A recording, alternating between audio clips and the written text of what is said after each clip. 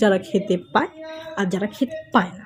যারা খেতে পায় তারা সহজে কাজে যায় না, বাট যদি তার লাইফে কোনো একটি মেয়ে আসে তাহলে অবশ্যই সেই মেয়েটা তাকে কাজে পাঠায়, যদি সেরম টাইপের মেয়ে হয়।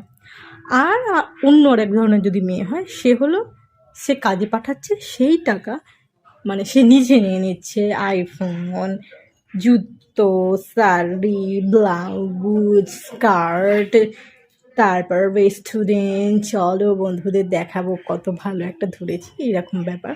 আর যদি তোমার ভালো একটা মেয়ে পাও তাহলে সে তোমাকে যে কাজ করছো সেগুলোকে গুছিয়ে রাখার একটা ব্যবস্থা তোমাকে করে দেবে, মানে গোছাতে অন্তত বলবে।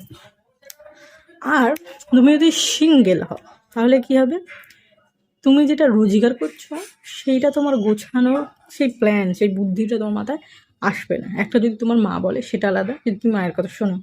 আর যদি মায়ের কথা শোনো না তাহলে তো বাদই দাও, তার সাথে হবে বিড়ি প্লাস বিরিয়ানি প্লাস এটা সেটা বিয়ার এই সেই ফেই চলবে মানে কী হবে, গোটা মাস কাজ করে যেই টাকাটা পাবে সেটা মাসের হয়তো 7 দিনও লাগবে না, সেটা উড়িয়ে ফেলবে। আর যদি একটা মেয়ে থাকতো সেটা তুমি গুছিয়ে রাখতে, আর যদি সেটা একটা মেয়ে থাকতো তাহলে সেটা তুমি সেই মেয়েটার পেছনে খরচা করতে। তাই বুঝে শুনে একটা ভালো, মানে একটা বুঝে শুনে লাইফ পার্টনার চুজ করতে হয়, গুছিয়ে নিতে হয়। আজকে টাকা আছে, কালকে তোমার নাও থাকতে পারে।